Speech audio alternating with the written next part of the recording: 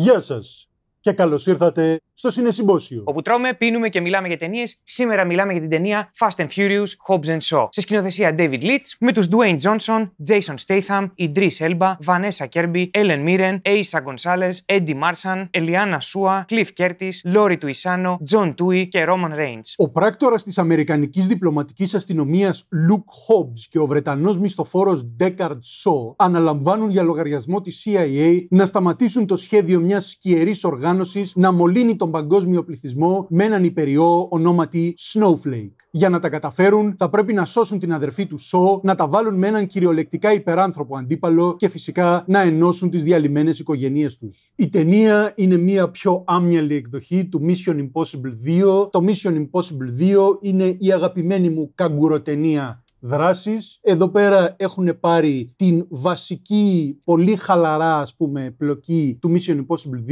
2 και την έχουν βάλει ως χαλί, πάνω στην οποία υπάρχει η ουσία της ταινίας, που είναι η σχέση μεταξύ των δύο τενεκέδων πρωταγωνιστών της. Και πάνω σε αυτό επιπλέον έχουν βάλει τη θεματική της οικογένειας, που ενώνει ως θεματική όλο το σύμπαν του Fast and Furious. Οι ισορροπίες ανάμεσα στο κομμάτι του screwball και slapstick, action slapstick κωμωδίας μεταξύ Shaw και Hobbs, και στο κομμάτι που έπαιρνε τον εαυτό του πιο σοβαρά, δεν είναι τέλειες. Προσωπικά θα μείωνα και τα δύο. Δηλαδή λιγότερη κωμωδία λίγο και λιγότερο να παίρνει τον εαυτό του στα σοβαρά. Αλλά ποσοτικά σίγουρα θα μείωνα περισσότερο την κωμωδία, που είχε και σκηνικά τα οποία επαναλήφθηκαν. Πάνω σε αυτό που πες ότι είναι λίγο Mission Impossible 2, θα έβαζα ότι είναι και λίγο Tango και Cash όσον αφορά τις σχέσεις των δύο πρωταγωνιστών και λίγο το James Bond, το GoldenEye, όσον αφορά τον κακό, τον Brixton και το παρελθόν του με τον έναν από τους δύο ήρωες. Από εκεί και πέρα, ναι, η ταινία είναι βλαμμένη, είναι ανώριμη, αλλά σε αυτό στοχεύει. Κάπου κοροϊδεύει και καλοπροαίρετα και τους πρωταγωνιστές. Δηλαδή, οι ατάκες είναι δημοτικού και το λέω κυριολεκτικά. Το μόνο που δεν άκουσα από προσβολές δημοτικού ήταν στο δικό μου δεν χωράει, στο δικό σου κολυμπάει. Γι' αυτό πήγα, αυτό πήρα και η ταινία ήταν πιστή σε αυτό που μου πούλησε. Οπότε είμαι ευχαριστημένος. Τώρα,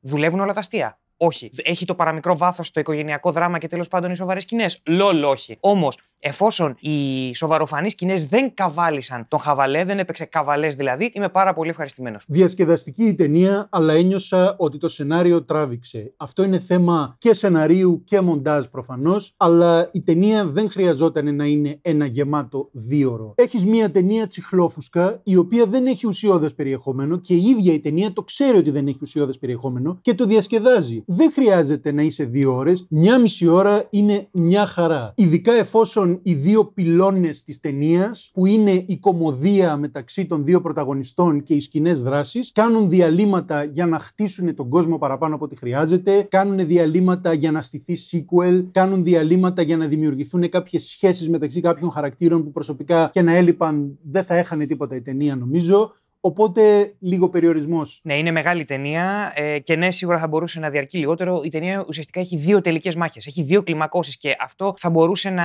είχε διορθωθεί. Δηλαδή, θα μπορούσε να ενώσουν τις 2 προτελευταίες σκηνές δράσης και να κρατήσουν αυτή που όντως κράτησαν για κλιμάκωση, διότι μου αρέσει αυτό το κόνσεπτ τεχνολογία εναντίον πρωτόγονου, ας πούμε. Και αν παίρναν λοιπόν τις 2 προτελευταίες σκηνές δράσης και ενώναν αυτές και τα σεναριακά παρελκόμενα, θα είχε κοπεί 20 λεπτό για την πλάκα. Και sequel θα στείνανε και κόσμο θα στείναν και όλα θα γινόντουσαν. Οπότε ναι, θα μπορούσε κάτι να γίνει εκεί πέρα. Παρ' όλα αυτά δεν νιώθω ότι κουράστηκα ιδιαίτερα, αλλά ναι, δεν χρειάζεται μια τέτοιου είδους ταινία να είναι πάνω από 110 λεπτά, ας πούμε. Η ταινία υπάρχει λόγω χημείας και ο Τζόνσον με τον Statham έχουν χημεία, αυτό είναι αδιαμφισβήτητο. Η σχέση τους δουλεύει και γι' αυτό δουλεύει η ταινία, διότι η ταινία βασίστηκε σε ένα στίχημα που ήταν ok. Θα δουλέψει μια ταινία βασισμένη σε έναν διαγωνισμό μέτρησης πέους μεταξύ αυτών των δύο χαρακτήρων. Και θεωρώ ότι το στοίχημα κερδίθηκε, διότι δουλεύει η ταινία. Προφανώς υπήρξε ένας παραπάνω ενθουσιασμός και κρατήθηκαν πολλές μαλακίτσες μεταξύ τους που θα μπορούσαν να κοπούν, αλλά αυτό δεν σημαίνει ότι η ταινία στο σύνολό της δεν στηρίζεται από αυτή τη σχέση και δεν στέκει λόγω αυτής της σχέσης. Ναι, η ταινία υπάρχει επειδή το είδανε ότι στα Fast and Furious 7 και 8 υπήρχε χημεία, ειδικά στο 8. Όσο έβλεπα την ταινία, σκεφτόμουν, ρε παιδί μου, ότι δεν τους άξιζε ένας Conan, ένας έστω Rambo 2, ένας Terminator, διότι είναι άξιοι συνεχιστές των πρωταγωνιστών των μεγάλων ταινιών δράσης των 80s. Και νιώθω ότι αυτή η ταινία είναι ό,τι πιο κοντινό θα πάρουν σε εκείνα τα αριστουργήματα. Μπορεί να κάνω και λάθος, δεν είναι τεράστια ηλικία, αλλά. Η ταινία βασίζεται στην κωμωδία και ο Τζόνσον εδώ πέρα βάζει όση κωμωδία χρειάζεται, το οποίο μου άρεσε. Δεν βάζει ούτε γραμμάριο παραπάνω κωμωδία. Είναι ένα χαρισματικό κομμάτι βουβαλίσιου κιμά, το οποίο σπάει πλάκα χωρίς να κάνει υπερβολές και ισορροπεί την ταινία, διότι αυτός κουβαλάει το βάρος του να είναι ο πιο αστείος, ας πούμε. Μ' αρέσει που ο Τζόνσον έχει βρει αυτές τις ωραίες ισορροπίες της κωμωδίας και πάντα ξέρει πώς να παίξει κωμωδία. Αυτό που πρέπει να πω είναι ότι μου άρεσε η Βανέσα Κέρμπι. Διότι θα μπορούσε κάλλιστα να είναι η χαλάστρα σε μια ταινία που είναι φτιαγμένη από ηλίθια τεστοστερόνη και δεν είναι. Διότι είχε να ανταγωνιστεί και τη σωματικότητα και το χάρισμα των άλλων δύο και τα πήγε μια χαρά. Δηλαδή στις σκηνές δράσης της με έπιθε μια χαρά και στο χαβαλέ ήταν εκεί. Δεν ήταν δηλαδή το ξενέρωτο πλάσμα που χάλαγε όλη τη μαγιά. Οπότε μπράβο για έναν γυναικείο χαρακτήρα που τέριαζε σε αυτό το πολύ ιδιαίτερο πλαίσιο. Για κάποιο λόγο όμως δεν δούλευαν οι ηλικίες. Καθόλου. Καλά. Αυτό είναι 20 χρόνια νεότεροι από τον Statham, αλλά παίζανε την ίδια ηλικία. Πήγανε να χτίσουν και ένα ερωτικό κάτι, τέλος πάντων, που πάλι ήταν 20 χρόνια διαφορά. Σαν να πάει με τον πατέρα της. Το Hollywood όμως τα κάνει αυτά. Τα δηλαδή κάνει έχει αυτά. 15 χρόνια διαφορά ο άντρας με τη γυναίκα συνήθως σαν ζευγάρια. Τα Απλά κάνει εδώ... αυτά, αλλά ήταν η Ellen Mirren. Θα μου δούλευε περισσότερο ως αδερφή του Statham. Πρέπει να δεχτείς, ρε παιδί μου, σε αυτή την ταινία ότι έχει μια βλακεία. Γιατί και η Kirby έπαιζε σε όλες τις σκηνές δράσεις με full μακιγιάζ και η Ellen Mirren που έπαιζε το χαρακτήρα που ήταν στη φυλακή εμφανίστηκε ντυμένη λες και ήταν σε φαντασίωση. Ντυμένη και κραγιόν με είχε. ένα συνολάκι κόκκινο, οπότε πρέπει να δεχτείς τη βλακεία. Ο Idris Elba ένιωσα ότι προσπάθησε υποκριτικά, ότι έχτισε τον πιο ρεαλιστικό χαρακτήρα, ενώ οι άλλοι αφοσιώθηκαν περισσότερο στη δράση ή στην κωμωδία. Ένιωσα έναν πιο αληθινό άνθρωπο πίσω από το ρόλο του Elba, ο οποίος όντως κάνει ό,τι κάνει γιατί πιστεύει ότι είναι το καλύτερο πράγμα για την ανθρωπότητα, στα πλαίσια του γνωστού κλισέ των ανταγωνιστών που έχουν ένα πάνω κάτω λογικό σχέδιο εμπεριστατωμένο με δεδομένα, το οποίο βγάζει νόημα, ρε παιδί μου, γενικώς. Απλά αποφασίζουν ότι η εκτέλεση του σχεδίου τους θα πρέπει να είναι στόχος συν γενοκτονία ίσον κέρδος. Μου δούλεψε αυτός ο χαρακτήρας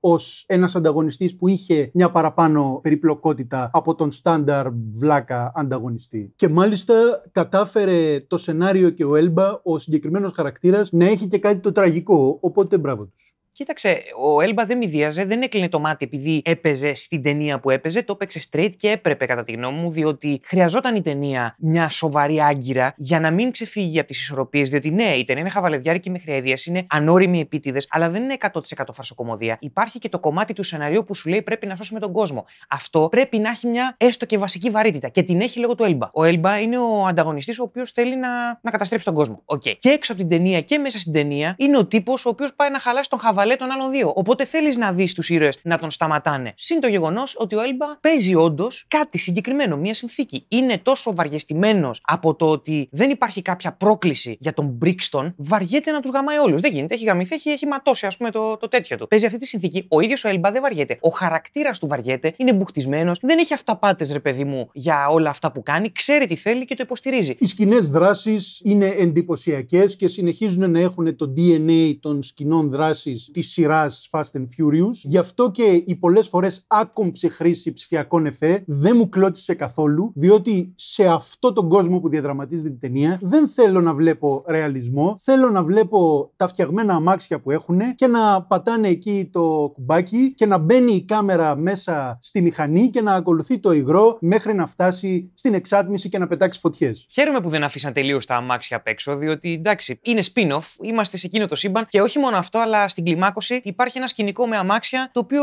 ήταν ευρηματικό στην καγκουριά του, ας πούμε. Οπότε μου άρεσε αυτό. Διαπίστωσα επίσης ότι είχε περισσότερα πρακτικά εφέ από όσο θα μπορούσε να έχει μια τέτοια ταινία. Αυτό το αποδίδω στον David Leitch, αλλά το grading της ταινίας κάνει κουλουβάχωτο τα πρακτικά και τα ψηφιακά εφέ και φτιάχνει, ρε παιδί μου, αυτό το illustration πράγμα. Τέλος πάντων, τα τρέλερ εγώ περίμενα να βγει πιο ψηφιακούρα και δεν ήταν τόσο και χάρηκα γι' αυτό. Έχουμε έναν σκηνοθέτη εδώ πέρα, ο οποίος είναι πολύ έμπειρος στα κασκαντερικά, ξέρει τι κάνει, το έχει αποδείξει τόσες φορές. Εδώ δεν ένιωσα ότι μπορούσε ή ήθελε να κινηματογραφήσει τη δράση με τον τρόπο που το έκανε στο Atomic Blonde, να κάνει μονόπλανα και να αφήσει να δούμε τη δράση από μία απόσταση. Είχε πολλά περισσότερα από όσο περίμενα και ήθελα κοντινά και κάμερα στο χέρι, που υποθέτω ότι η ταινία απευθύνεται σε ένα πολύ μαζικό κοινό που δεν θα τα σήκωνε τα μονόπλανα, δεν ξέρω. Εγώ αυτό πάλι που δεν περίμενα και πήρα είναι ότι υπήρχε ένα πιχ στιλιζάρισμα. Δεν ήταν και Atomic Blonde, ούτε φάνηκε ότι ενδιαφέρεται να κάνει το Atomic Blonde, αλλά υπήρχε ρε παιδί μου μια πουτανιά με τα χρώματα, υπήρχε μια πουτανιά με το μοντάζ, δηλαδή υπήρξαν κάποια εξυπνακίστικα πραγματάκια τα οποία είναι ευπρόσδεκτα σε μια τέτοια ταινία, γιατί περίμενα κάτι πιο του κιλού. Αλλά βέβαια είχα ξεχάσει ότι τη σκηνοθετεί ο David Leitch, οπότε οκ. Υπήρχε κουνημένη κάμερα, αλλά ήταν λιγότερο από όσο περίμενα. Είχε κάτι μονοπλανάκια. Από ό,τι φαίνεται, ο David Leitch δεν ενδιαφέρεται πάντα να κάνει καλλιτεχνία στη δράση του, όπως φάνηκε από εδώ και από τον Deadpool 2. Και δεδομένου ότι το Deadpool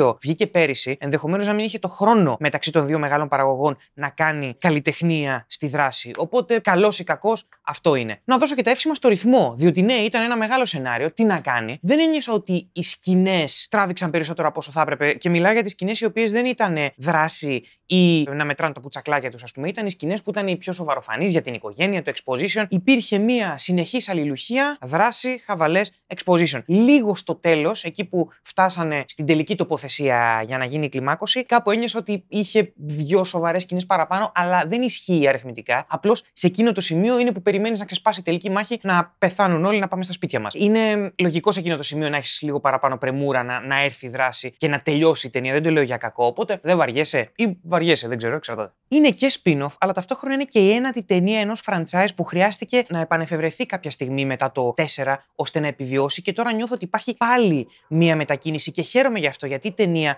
δεν παίρνει σχεδόν ποτέ τον εαυτό της στα σοβαρά, και λέω σχεδόν διότι υπήρχαν κάποιες ενέσεις σοβαρότητας ώστε η ταινία να μην είναι 100% αφρός. Η ισορροπία μεταξύ ό,τι του είπε και OK, πρέπει να σώσουμε τον κόσμο και να διορθώσουμε τις οικογένειές μας ήταν καλές. Γενικά δεν ήταν τέλειες σε καμία περίπτωση. Η ταινία τραβάει, αλλά είμαι ευχαριστημένος με αυτό που πήρα, διότι έψαχνα 100 λεπτά μαλακίας. Πήρα 140 λεπτά μαλακίας και φοβήθηκα κάποια στιγμή από την πολύ μαλακία μην τυφλωθώ. Τελικά δεν τυφλώθηκα, πέρασα καλά και χάρηκα που υπήρξε μια ταινία η οποία δεν ηρωνεύεται τα 80's, δεν μιμείται τυφλά τα 80's, αλλά παίρνει το DNA τους και το εξελίσσει σε αυτό που είναι. Η ταινία είναι μια άμυαλη έκρηξη καγκουριάς, η οποία κανονικότατα μπορεί να ρίξει πόντους από το IQ σας. Αυτή είναι και η χάρη μιας τέτοιας ταινίας. Προφανώς για να πας να τη δεις πρέπει να δεχτείς ότι μιλάμε για πολύ βλακεία. Την απίλαυσα σχεδόν όσο το Furious 8, με το οποίο έχει πολύ παρόμοιο ύφος, με περισσότερη φυσικά κωμωδία, αλλά κινείται στα ίδια πάνω κάτω επίπεδα. Αν θέλετε να δείτε μια ταινία με παλιωμοδίτικη δράση, με μπόλικη κωμωδία και δεν σας πειράζει το ότι μπορεί βλέποντάς την να βλακέψετε και λίγο, νομίζω ότι το Hobbs & Shaw είναι πάρα πολύ δύσκολο να σας απογοητεύσει. Εσείς